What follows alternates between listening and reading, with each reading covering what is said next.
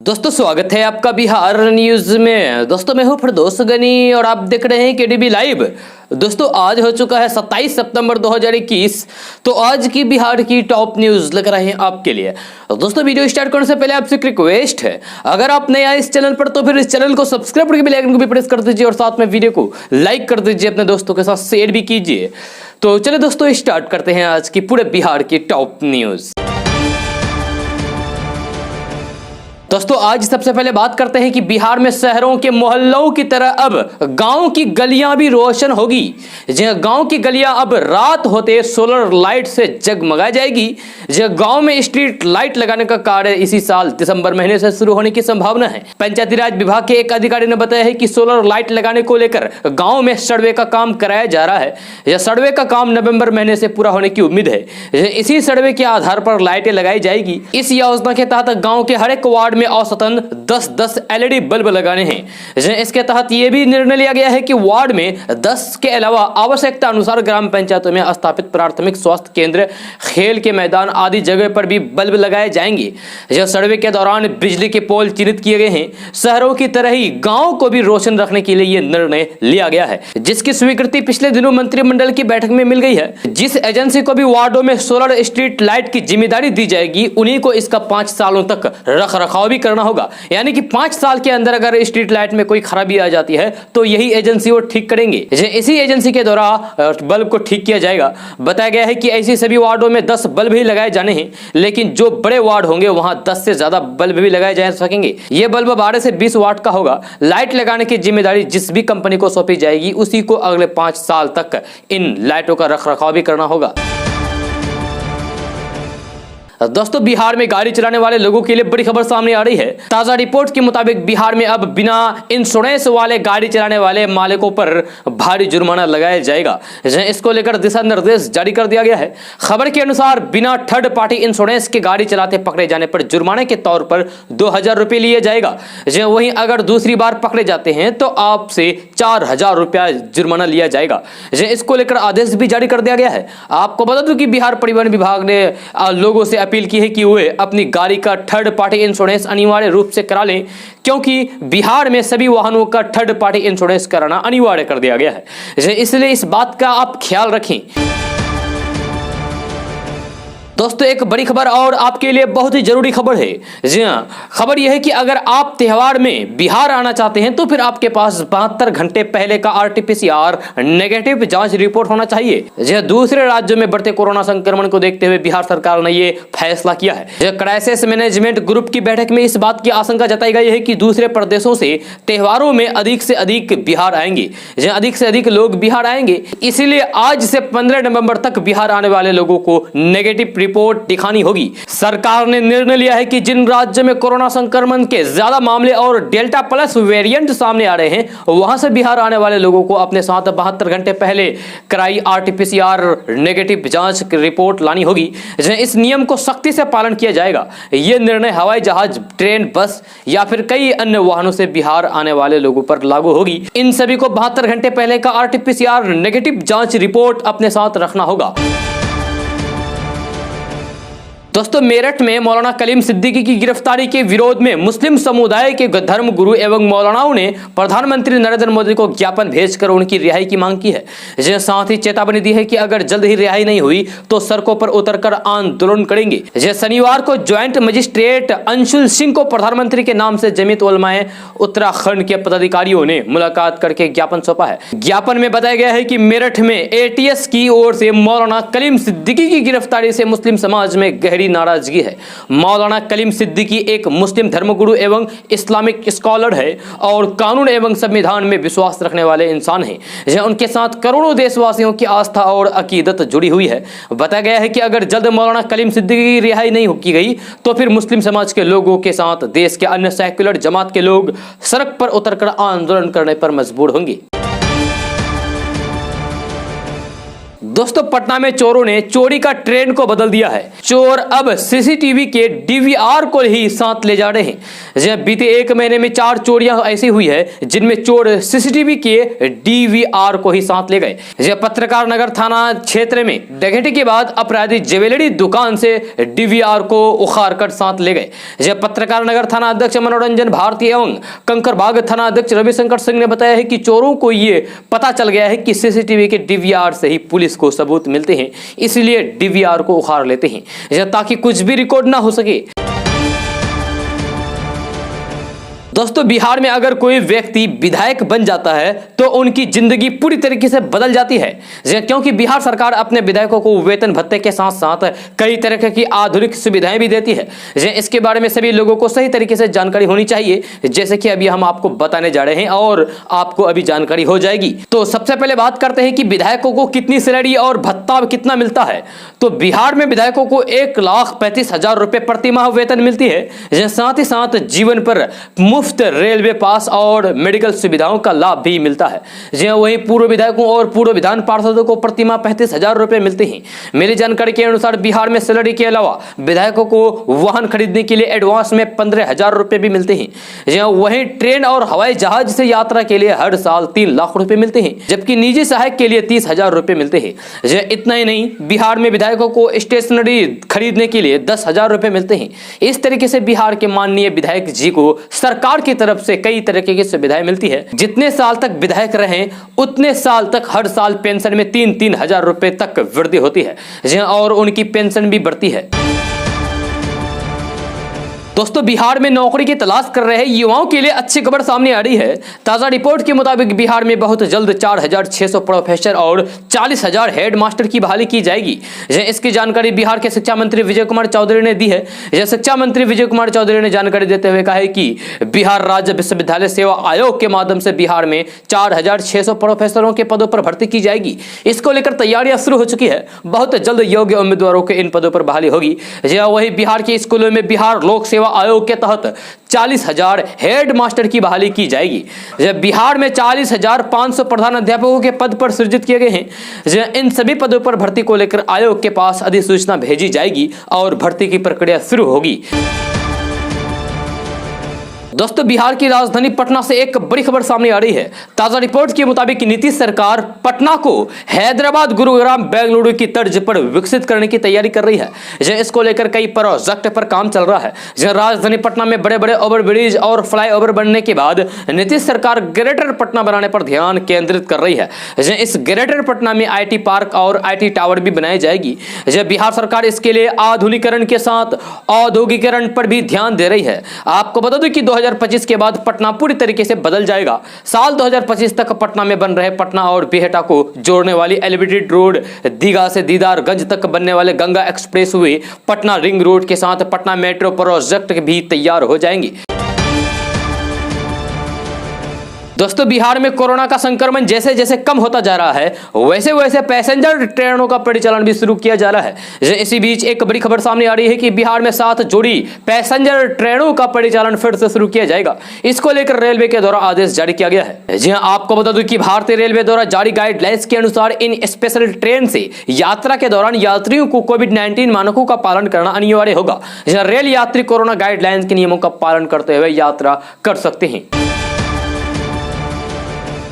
दोस्तों बिहार की धरती पर कुछ संगठन आकर के दागदार करने की कोशिश कर रही है। जी हां, आए दिन तरह तरह के बयान देते रहते हैं, भड़काऊ बयान देते हैं जो हिंदू मुस्लिम के बीच राइट्स को बढ़ावा देने की कोशिश की जा रही है। लेकिन उन लोगों को यह नहीं मालूम है कि बिहार की आवाम बहुत समझदार है। इनको बहलाना फुसलाना इतना आसान नहीं है। ये आपकी बातों में आने वाली नहीं है, क्योंकि यहाँ सब अमन चैन से रहते हैं, सबको अमन पसंद है।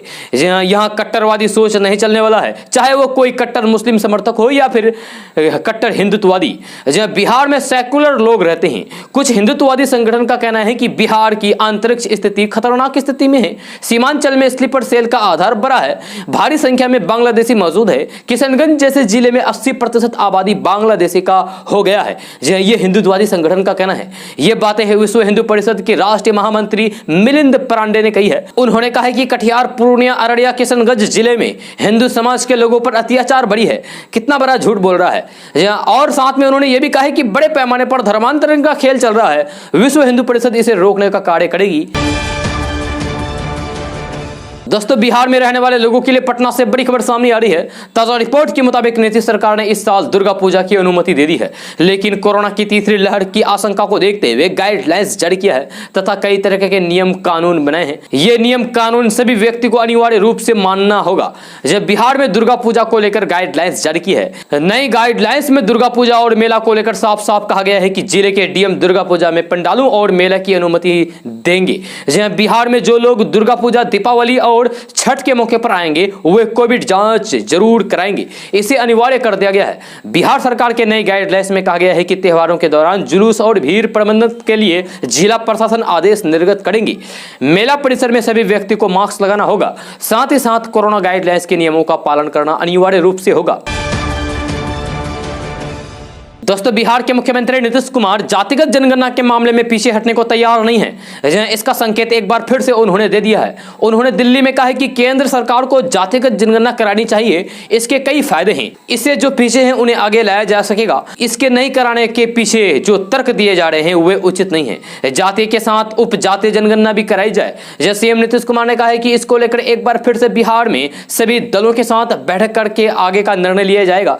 नीतीश कुमार ने कहा है कि बिहार में जातिगत जनगणना का मुद्दा विधानमंडल में पारित हुआ है। हम आरंभ से ही यानी कि शुरू से ही इसकी मांग कर रहे हैं। 2011 में सामाजिक आर्थिक गणना कराई गई थी, वह जातिगत जनगणना नहीं थी। इसमें जाति की गणना ठीक से नहीं हुई है। उन्होंने कहा कि यह केवल बिहार नहीं बल्कि पूरे देश के लोगों की चाहत है। एक बार तस्वीर तो क्लियर हो जानी चाहिए। जातीय जनगणना होगी तो यह ठीक से होगा, हर घर से पूरी जानकारी ली जाएगी। जहां तक जाति में उपजाति की भी बात हो तो फिर ऐसी जाति नहीं है कि जिसकी उपजाति नहीं है। हम चाहेंगे कि केंद्र सरकार इस पर पूर्ण विचार करे। बिहार में हर दल के लोगों ने इनकी मांग की है।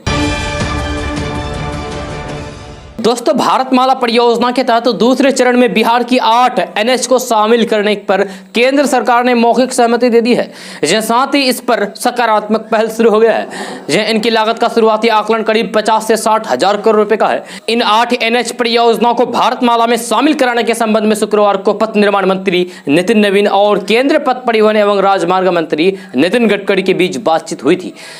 मंजूरी मिलने पर सभी 8 एनएच की डीपीआर बनाई जाएगी। साथ ही चौड़ीकरण करके उन्हें आवागमन के लिए बेहतर बनाया जाएगा।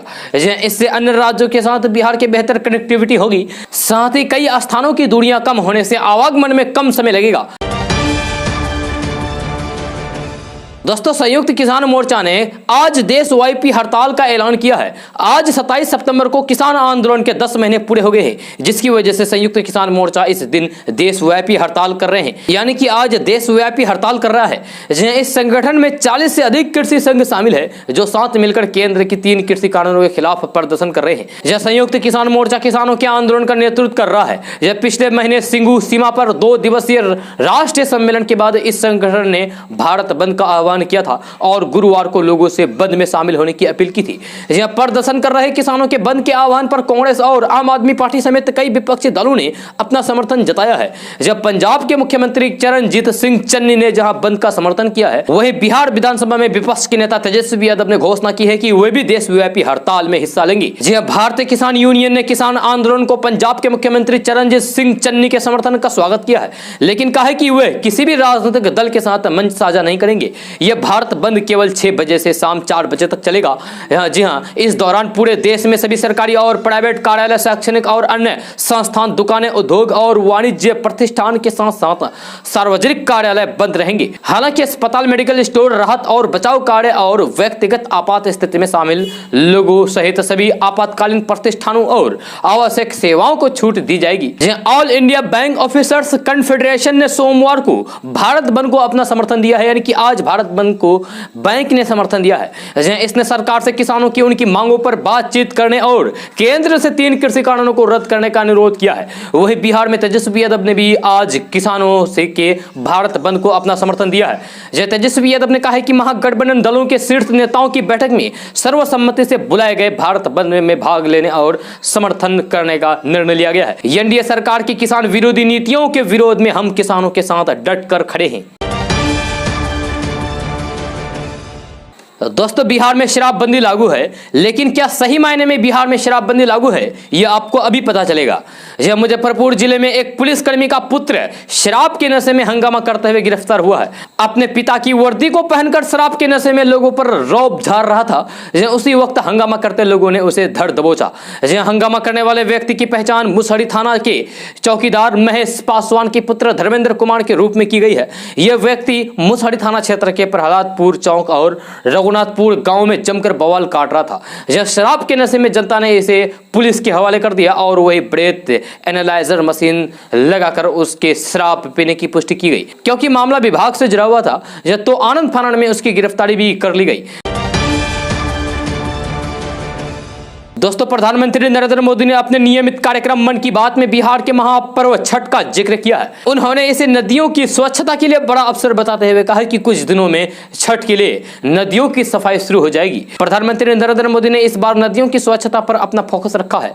उन्होंने विश्व नदी दिवस का जिक्र करते हुए कहा है कि हम नदियों को माँ कहते हैं, जी हाँ, और उनके लिए गीत गाते हैं। तो ये सवाल उठता है कि ये नदियां प्रदूषित कैसे हो जाती है। जी हाँ, प्रधानमंत्री नरेंद्र मोदी ने कहा है कि छठ में नदियों की सफाई की परंपरा है। जी हाँ, वस्तुतः जन जागृति से ही नदियों को स्वच्छ बनाया जा सकता है। पीएम मोदी ने कहा है कि नदियां परोपकार करती है, वे अपना जल खुद नहीं पीती है। ऐसे में देश के हर हिस्से में नदियों की स्वच्छता के लिए दिवस मनाया जाना चाहिए। उन्होंने एक तरह से छठ को भी नदी दिवस से जोड़ दिया है। जी हाँ, आपको बता दूं कि दीपावली के ठीक बाद बिहार, झारखंड और उत्तर प्रदेश के कुछ हिस्सों में छठ का त्यौहार मनाया जाता है। यह त्यौहार मूल रूप से बिहार से जुड़ा हुआ है। बिहार से सटे इलाके ही नहीं बल्कि देश के हर हिस्से और विदेशों में भी बिहारियों की वजह से ही यह त्यौहार मनाया जाने लगा है। जहाँ यह त्यौहार मुख्य तौर पर नदियां और जलाशयों के किनारे मनाया जाता है। इसके लिए नदियों के घाटों को पूरी तरीके से स्वच्छ बनाने की प्रक्रिया कई इलाकों में तो दशहरा के दौरान ही शुरू हो जाती है। छठ के दिन बिहार के नदी घाट इतने ज्यादा साफ हो जाते हैं कि आप जहां चाहे बैठ जाएं। दोस्तों बिहार में यास तूफान के बाद अब गुलाब तूफान आने वाला है। जी मौसम विभाग ने इस तूफान के बारे में जानकारी दी है और यह भी कहा है कि बिहार के 11 जिलों में इसका असर देखने को मिलेगा। हालांकि इसका असर झारखंड की तरह बिहार में भी आंशिक रहेगा। ये तूफान आंध्र प्रदेश के तटीय इलाकों में टकराएगा। दरअसल बंगाल की खाड़ी में बना कम दबाव के क्षेत्र गहरे दबाव में बदल गया है। ये चक्रवाती हवा के रूप में एक्टिव हो गया है। इसे गुलाब नाम दिया गया है। ये तूफान ओडिशा होते हुए आंध्र प्रदेश की कलिंगपट्टम की तरफ बढ़ रहा है। मौसम विभाग के अनुसार 48 घंटे के अंदर तूफान के आंध्र प्रदेश के तटवर्ती क्षेत्र से टकराने का अनुमान है। इसका असर देश के कई हिस्सों में देखने को मिलेगा। जब मौसम विभाग के अनुसार आंध्र प्रदेश के तटवर्ती इलाकों में तूफान के टकराने के बाद 70 से 75 किलोमीटर प्रति घंटे की रफ्तार से हवा चलेगी। इसकी वजह से ओडिशा, आंध्र प्रदेश, छत्तीसगढ़ समेत उससे सटे इलाकों में भारी बारिश की उम्मीद है। इसका असर बिहार और झारखंड में भी दिखेगा, लेकिन आंशिक स्तर पर। बिहार के 11 जिलों में इसका असर दिखेगा। गुलाब की वजह से पूर्वी पश्चिमी चंपारण, सिवान, गोपालगंज, सारण, पटना, गया, बक्सर सहित 11 जिलों में कुछ स्थानों पर हल्की बारिश का अनुमान है। दोस्तों बिहार में पंचायत चुनाव जारी है। वही पहले चरण के मतदान के रिजल्ट की घोषणा हो गई है। कहीं खुशी का माहौल था, पटाखे जलाए जा रहे थे, तो कहीं हारने के कारण गम भरा माहौल था। इस बीच सहरसा जिले से खबर सामने आ रही है कि मुखिया प्रत्याशी एक अनोखे अंदाज में नामांकन पत्र दाखिल करने के लिए पहुंचे। दरअसल सहरसा समाहर नाला में शनिवार को एक मुखिया प्रत्याशी अपने पति के साथ नामांकन पत्र दाखिल करने के लिए बैलगाड़ी से अपने पति के साथ पहुंची। इस दौरान लोगों की भारी भीड़ जुट गई और उनका ये अंदाज लोगों को काफी आकर्षित कर रहा था। इतना ही नहीं, इस दौरान मुखिया प्रत्याशी पूरे ढोल नगाड़े के साथ पहुंचे थे। उन्हें देखने के लिए लोगों की भारी भीड़ उमड़ पड़ी।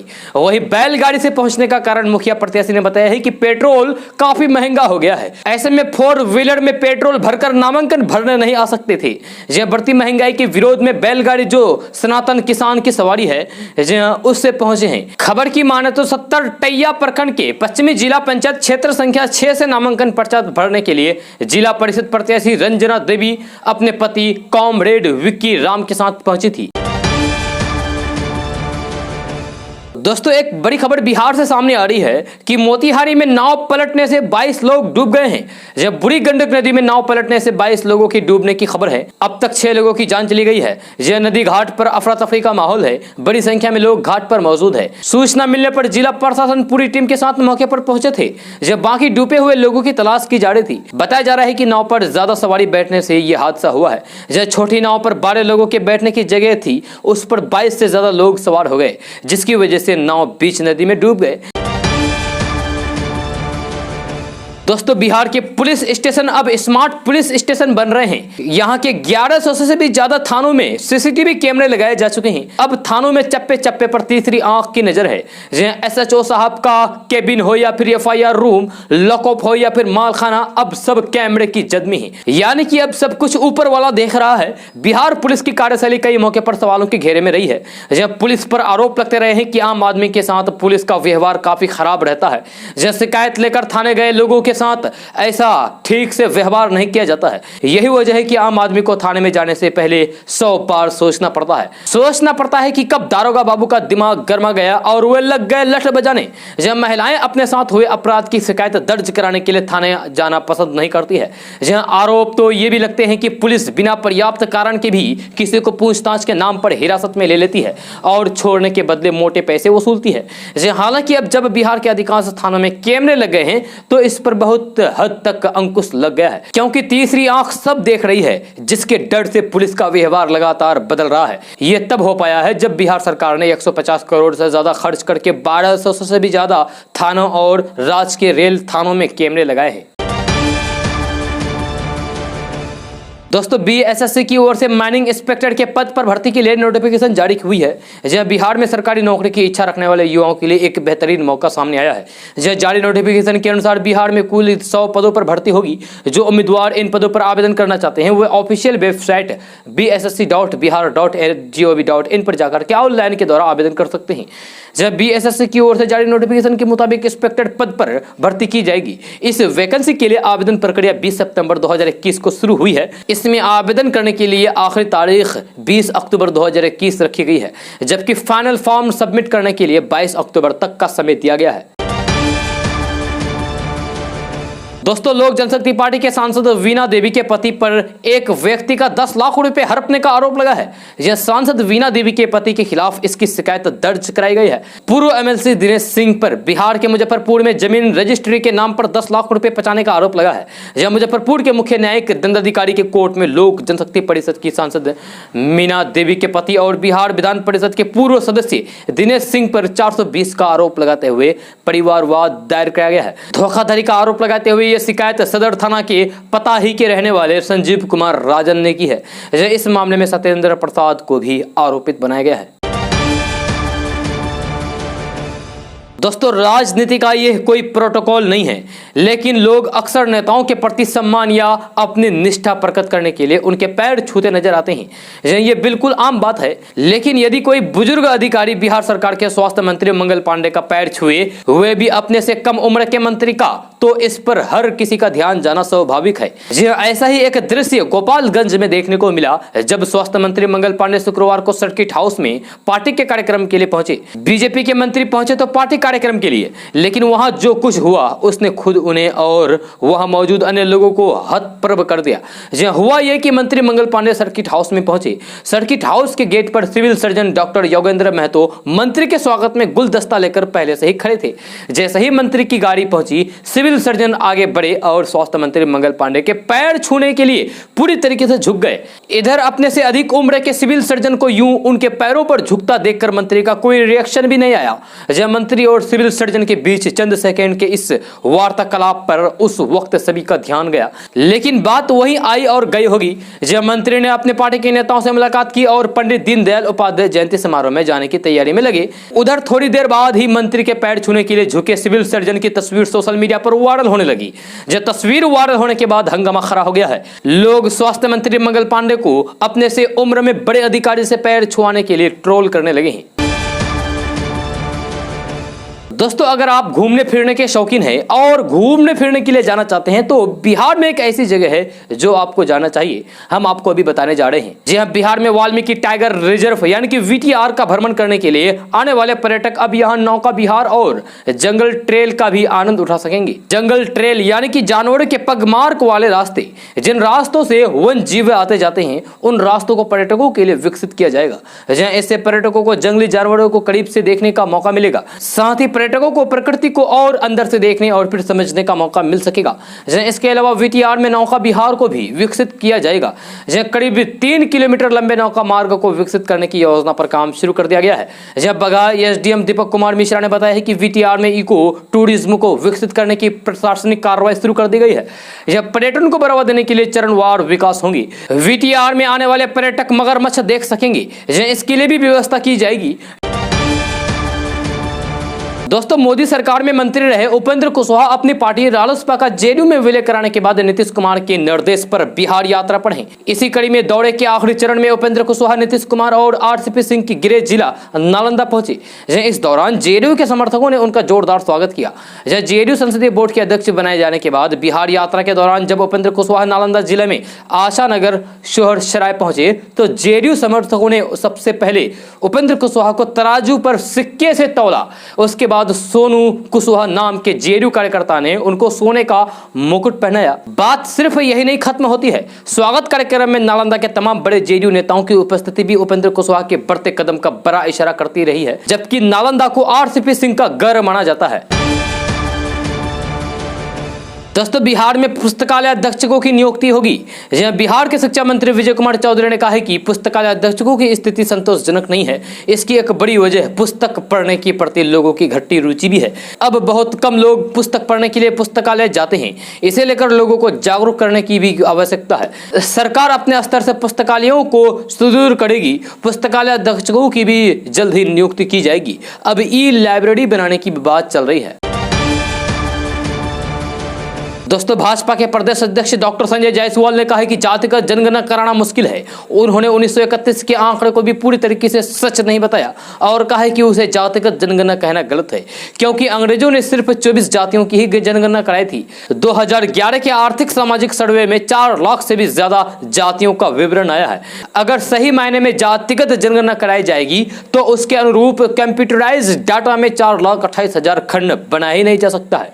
इसलिए सुप्रीम कोर्ट में केंद्र सरकार ने हल्फनामा दायर करके कहा है कि 2011 के आर्थिक सामाजिक डाटा को नहीं लिया जा सकता। 2011 के जनगणना में मिले आंकड़ों में बहुत गलतियां हैं। पूरा डाटा ही गलत है। इसमें बड़ी संख्या में लोगों ने यह भी नहीं बताया है कि वह पिछड़ा है या फिर नहीं। संजय जायसवाल ने कहा है कि महाराष्ट्र सरकार खुद मानती है कि केवल 484 जातियां हैं। किसी प्रकार में 1000 या फिर 2000 से कम जातियां नहीं है। संजय जायसवाल ने कहा है कि आजादी के बाद से जिस पैटर्न पर जनगणना कराई जा रही है उसी तरीके से चलने देना चाहिए। 2011 के जनगणना में जो गलतियां हुई है उसे डाटा मानना उचित नहीं है। दोस्तों, सीपीआई की बिहार में बुलंद आवाज रहे पूर्व छात्र नेता कन्हैया कुमार ने इन दिनों पार्टी से दूरी बना ली है। कल तक कन्हैया कुमार, जो बिहार में मृत पड़े सीपीआई को ऑक्सीजन देने का काम कर रहे थे, पार्टी के लिए बिहार भर में घूम घूम करके कार्यक्रम में शामिल होते थे, तो ऐसा लगता था जैसे पार्टी को बिहार में फिर से जिंदा करेंगे। पर आज खुद कन्हैया कुमार ने पार्टी से दूरी बना ली है। कहा जा रहा है कि ऐसी कई वजह रही है जिससे कन्हैया कुमार पार्टी से छिटकते चले गए। सीपीआई नेता और युवा चेहरे कन्हैया कुमार के अलग होने की बड़ी वजह मानी जा रही है अपनी ही पार्टी द्वारा कन्हैया के खिलाफ निंदा प्रस्ताव का पारित होना। कन्हैया पर आरोप था कि बिहार पार्टी कार्यालय सचिव इंद्रभूषण के साथ मारपीट और बदसलूकी की गई। इस बात से नाराज पार्टी ने हैदराबाद में हुए 3 दिवसीय बैठक में कन्हैया के खिलाफ निंदा प्रस्ताव पारित कर दिया। इस मंच पर राष्ट्रीय महासचिव डी राजा सहित अन्य नेता मौजूद थे। कन्हैया खुद वर्तमान में सीपीआई के नेशनल एग्जीक्यूटिव काउंसिल के सदस्य हैं। निंदा प्रस्ताव के बाद कन्हैया कुमार अपने पार्टी के नेताओं से आहत बताए जा रहे हैं, जिसके कारण उनकी दूरी बनती गई। जेएनयू के छात्र संघ के अध्यक्ष के रूप में देश भर में चर्चा का विषय बनने के बाद कन्हैया कुमार ने प्रत्यक्ष रूप से राजनीति में शामिल होने का फैसला किया था। सीपीआई ज्वाइन करने के साथ ही बेगूसराय से लोकसभा के उम्मीदवार भी बने।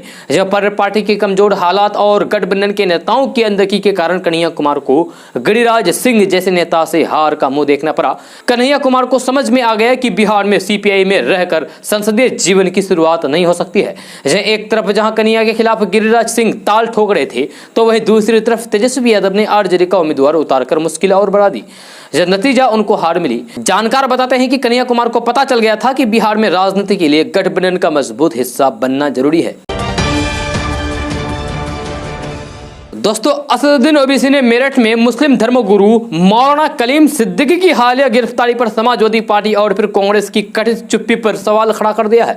यह प्रयागराज ओल्ड सिटी इलाके के इस्लामिया इंटरमीडिएट कॉलेज में शनिवार को एक जनसभा को संबोधित करते हुए ओवैसी ने मुसलमानों से पूर्व सांसद अतीक अहमद और उनके परिजनों का समर्थन करने का आग्रह किया है।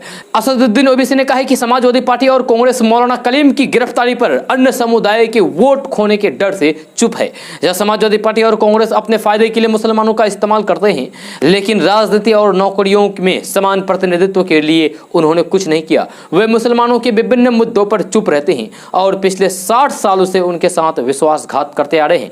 जब समाजवादी पार्टी और फिर कांग्रेस के नेता खुद मुसलमानों के साथ हो रहे अन्याय पर चुप हैं और दावा करते हैं कि इस तरह के मुद्दे पर मेरे बयान से बीजेपी को फायदा होता है। दोस्तों जातिगत जनगणना के केंद्र के इनकार के बाद लालू प्रसाद यादव ने एक बार फिर से बीजेपी और आरएसएस पर बड़ा हमला बोला है। आरजेडी सुप्रीमो लालू प्रसाद यादव ने सवाल उठाया है कि पिछड़े और अति पिछड़ों से बीजेपी और आरएसएस को इतनी नफरत क्यों, यह सवाल उठाया है। जब लालू प्रसाद यादव ने कहा है कि जातिगत जनगणना राष्ट्र निर्माण की महत्वपूर्ण पहल है। भाजपा चाहते हैं कि देश में आर्थिक सामाजिक असमानताएं बनी रहे ताकि मुट्ठी भर लोग देश की बहुसंख्यक आबादी का हक, अधिकार और हिस्सा खाते रहे और संसाधनों पर कुंडली मारे बैठे रहे। लालू प्रसाद यादव ने जातीय जनगणना को लेकर एक ट्वीट किया और बीजेपी पर जमकर हमला बोला। जी हां, इससे पहले भी लालू प्रसाद यादव ने एक सवाल किया था कि पिछड़ों से इतनी नफरत क्यों। जातीय जनगणना पर केंद्र सरकार के स्टैंड के बाद राजद सुप्रीमो लालू प्रसाद यादव ने पहले भी कड़ी आपत्ति जाहिर की थी। लालू प्रसाद यादव ने पिछले दिनों कहा था कि वह जानवरों और पेड़ों की गिनती की जा सकती है, लेकिन पिछड़े और अति पिछड़े वर्ग के इंसानों की गिनती नहीं की जा सकती है। पिछड़ों से इतनी नफरत क्यों है? ऐसे सरकार और इन वर्गों के मंत्री और सांसदों का बहिष्कार होना चाहिए। दोस्तों पूर्व मुख्यमंत्री और राज्यसभा सांसद दिग्विजय सिंह ने एक बार फिर से बीजेपी और आरएसएस पर जमकर हमला बोला है। जय दिग्विजय सिंह ने सिलसिलेवार अलग अलग मुद्दे पर बीजेपी और आरएसएस को चुनौती दी है और लोगों से बिना डरे विचारधारा के खिलाफ लड़ाई लड़ने की अपील की है। दिग्विजय सिंह ने दंगों के लिए सरस्वती शिशु मंदिर को जिम्मेदार ठहराते हुए कहा कि बचपन से सरस्वती शिशु मंदिर से ये लोगों के दिल और दिमाग में दूसरे धर्मों के खिलाफ नफरत का बीज बोते हैं।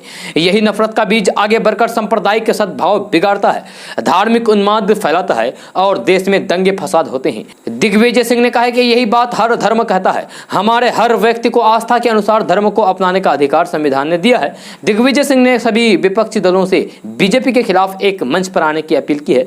यह दिग्विजय सिंह ने कहा है कि देश में उन लोगों का राज है जिनकी विचारधारा से हम लोग शुरुआत से लड़ते रहते हैं और आज वह समय आ गया है जब सभी दलों से मिलकर जो बीजेपी और आरएसएस की विचारधारा के खिलाफ है उनको एक मंच पर आना होगा। दिग्विजय सिंह ने कहा था कि एक समय आरएसएस ने कहा था कि यह समय है सारे हिंदुओं को ब्रिटिश आर्मी में भर्ती करे और उनका साथ दे। बुनियादी तौर पर उनकी विचारधारा को समझने की आवश्यकता है, इसीलिए ये देश में इतिहास बदलने का प्रयास कर रहे हैं। ये शपथ लेते हैं भारतीय संविधान की, लेकिन सारे काम इसके विपरीत करते हैं। इनका संविधान पर विश्वास नहीं है और इसलिए हम सबको हमारे आपस में अनेक राज्यों में विवाद हो सकते हैं। हमारा लेफ्ट से केरल में विवाद है, बंगाल में टीएमसी से विवाद है, लेकिन राष्ट्रीय स्तर पर जो हुकूमत है वह भारतीय संविधान के खिलाफ है। लेकिन ये भूल जाते हैं कि अगर इस भारत के अंदर लोकतंत्र नहीं होता, संविधान नहीं होता, तो फिर मोदी जी भी प्रधानमंत्री नहीं बन पाते। दोस्तों बिहार स्वास्थ्य विभाग में 1050 सामुदायिक स्वास्थ्य अधिकारी की बहाली होगी। जब स्वास्थ्य विभाग ने 1050 सामुदायिक स्वास्थ्य अधिकारी की नियुक्ति प्रक्रिया शुरू कर दी है। 25 स्वास्थ्य संस्थानों से certificate in community health course के लिए 1050 अभ्यर्थियों का एडमिशन लिया गया है। सर्टिफिकेट कोर्स में सफलता प्राप्त अभ्यर्थी सामुदायिक स्वास्थ्य अधिकारी के तौर पर पदस्थापित होंगे। ये जानकारी स्वास्थ्य मंत्री मंगल पांडे ने दी है। दोस्तों आज का न्यूज़ बस यहाँ तक। कैसा लगा जरूर अपना सुझाव दीजिएगा नीचे कमेंट बॉक्स में कमेंट करके। अगर आप नए आए इस चैनल पर तो फिर चैनल को सब्सक्राइब करके बेल आइकन को भी प्रेस कर दीजिए और साथ में वीडियो को लाइक कर दीजिए, अपने दोस्तों के साथ शेयर भी कीजिए। तो चलो दोस्तों फिर मिलते हैं अगली वीडियो में। जय हिंद, जय बिहार।